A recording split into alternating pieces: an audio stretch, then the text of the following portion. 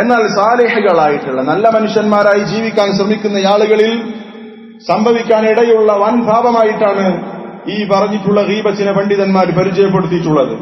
വൻ പാപം എന്ന് പറഞ്ഞാൽ ചെറിയ കാര്യമല്ല, വലിയ തെറ്റ്.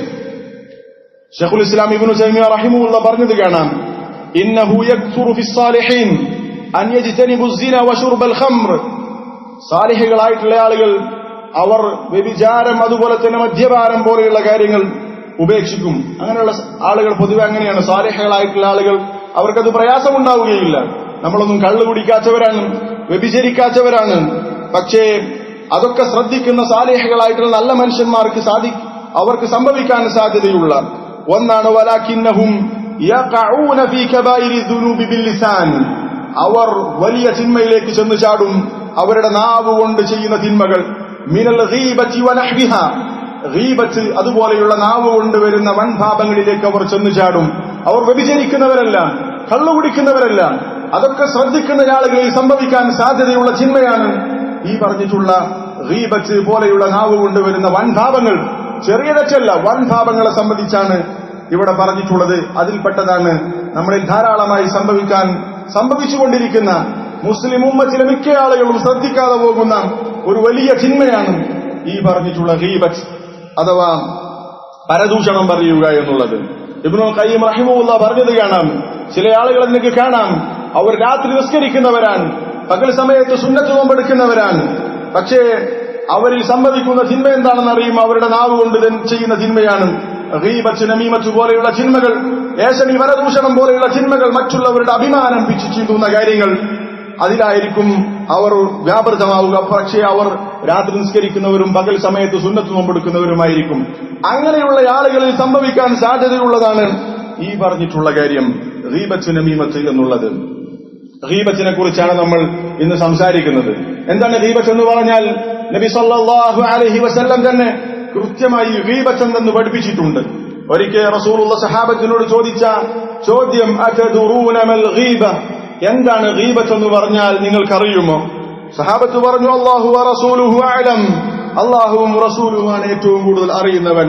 നബി സല്ലല്ലാഹു അലൈഹി വസല്ലം അവർക്ക് പഠിപ്പിച്ചു കൊടുത്തു എന്താണ് ഗീബത്ത്. ദിക്റുക അഖാക ബിമാ യക്റഹ്, നിന്റെ സഹോദരനെ കുറിച്ച് അവന് ഇഷ്ടമില്ലാത്തത് നീ പറയലാണ് ഗീബത്ത് എന്ന് പറയുന്നത്. അത് മിക്കവാറും അവന്റെ അസാന്നിധ്യത്തിലായിരിക്കും, അവനില്ലാത്ത സമയത്തായിരിക്കും അവൻ സംഭവിക്കുക. ഇനി നേരിട്ട് അവനിഷ്ടമില്ലാത്ത കാര്യം പറയുന്നതിനും ഗീബത്ത് എന്ന് പറയും. ഇൻഷാ അല്ലാഹ് നമ്മൾ വിശദീകരിക്കുന്നുണ്ട്. അപ്പൊ സഹാബത്ത് ചോദിച്ചു, ഞങ്ങൾ പറയുന്ന വിഷയം റസൂലെ ഞങ്ങൾ പറയുന്ന വിഷയം അയാളിൽ ഉള്ള കാര്യമാണെങ്കിലോ?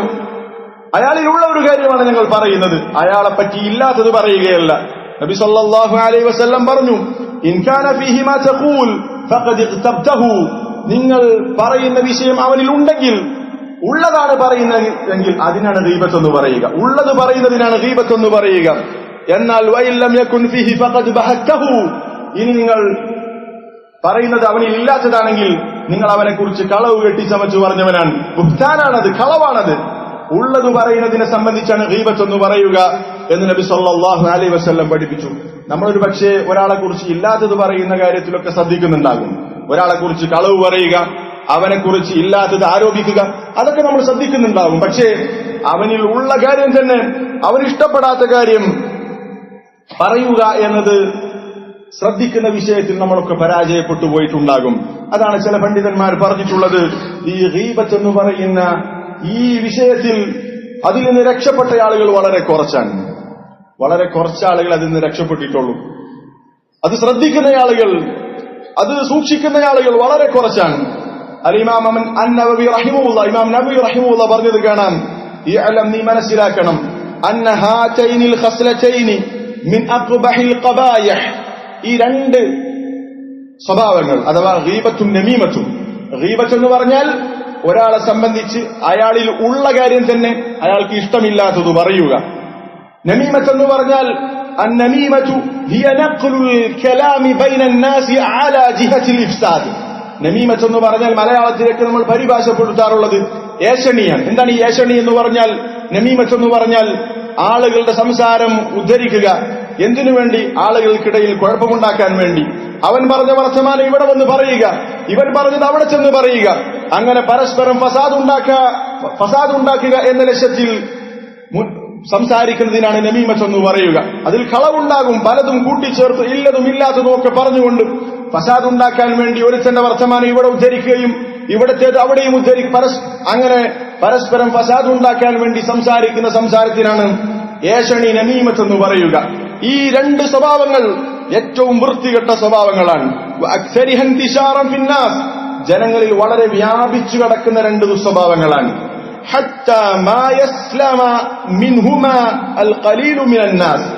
വളരെ കുറച്ചാളുകൾ മാത്രമേ ഈ രണ്ട് തിന്മകളിൽ നിന്ന് രക്ഷപ്പെട്ട ആളുകളുള്ളൂ.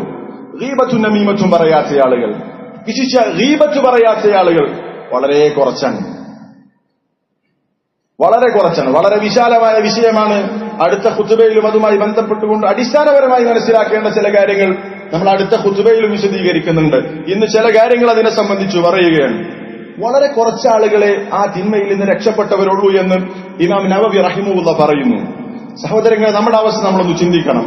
ഈ വൻ പാപം ചെറിയ പാപമല്ല, അതിൽ അഭിപ്രായ വ്യത്യാസമില്ല എന്ന് ഇമാം ഖുർത്തുബി റഹിമഹുല്ലാഹ് പറഞ്ഞല്ലോ. ഈ വൻ പാപം നമ്മുടെ ജീവിതത്തിലുണ്ടോ? പലപ്പോഴും നമ്മളെക്കുറിച്ച് വിലയിരുത്താറുള്ളത് ഞാൻ വൻഭാവമൊന്നും ചെയ്യാത്തയാളാണ് എന്നാണ്. പക്ഷെ ഇത് വൻഭാവമാണ്. ഇത് നമ്മുടെ ജീവിതത്തിൽ സംഭവിക്കുന്നുണ്ടോ? ഈ വിഷയത്തിൽ നമ്മൾ സൂക്ഷ്മത പാലിക്കുന്നുണ്ടോ എന്നുള്ളത് ഞാനും നിങ്ങളും വളരെ ഗൗരവത്തിൽ ചിന്തിക്കേണ്ട ഒന്നാണ്. ഇതിൽ നിന്ന് രക്ഷപ്പെടാൻ സാധിക്കുമോ?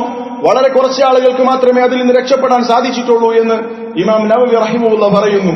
അത് രക്ഷപ്പെടാൻ സാധിക്കുന്ന, ഈ വിഷയത്തിൽ അങ്ങേയറ്റം സൂക്ഷ്മത പാലിക്കാൻ സാധിക്കുന്ന ഒരു കാര്യമാണോ? തീർച്ചയായും സാധിക്കുന്ന കാര്യമാണ്.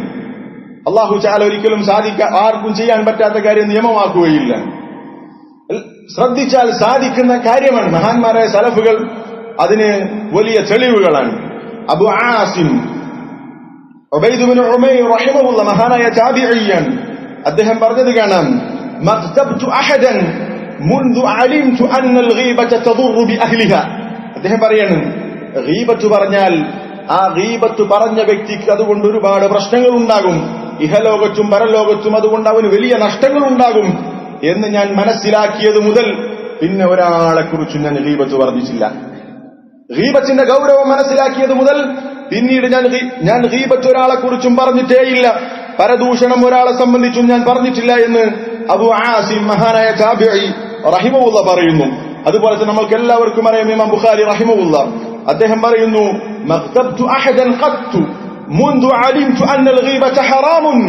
ഞാൻ ഒരാളെ കുറിച്ചും തീരെ ഗീബത്ത് പറഞ്ഞിട്ടില്ല. ഗീബത്ത് ഹറാമാണ് എന്ന് ഞാൻ മനസ്സിലാക്കിയത് മുതൽ പിന്നീട് ഒരാളെ കുറിച്ചും തീരെ ഒട്ടുമേ ഞാൻ ഗീബത്ത് പറഞ്ഞിട്ടില്ല എന്ന് മഹാനായ അബു അബ്ദില്ല മുഹമ്മദ് ഇബ്നു ഇസ്മാഈൽ അൽ ബുഖാരി റഹിമഹുല്ലാഹ്, മഹാനായ ബുഖാരി റഹിമഹുല്ലാഹ് പറഞ്ഞത് നമുക്ക് കാണാൻ സാധിക്കും. അപ്പൊ അത് സാധിക്കുന്ന കാര്യമാണ്. മഹാന്മാരായ സലഫുകൾക്ക് അത് സാധിച്ചിട്ടുണ്ട്.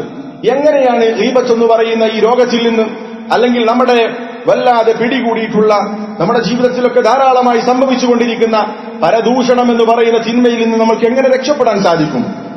നമ്മളത് ഗൗരവത്തിൽ ചിന്തിക്കേണ്ട കാര്യമാണ്. നമ്മളത് ശ്രദ്ധിച്ചിട്ടില്ലെങ്കിൽ, ആ ഗീബത്ത് പറയുന്ന വിഷയത്തിൽ നമുക്ക് ശ്രദ്ധയില്ലെങ്കിൽ നമ്മൾ വൻപാപം ചെയ്തുകൊണ്ടിരിക്കുന്നു എന്നാണ്.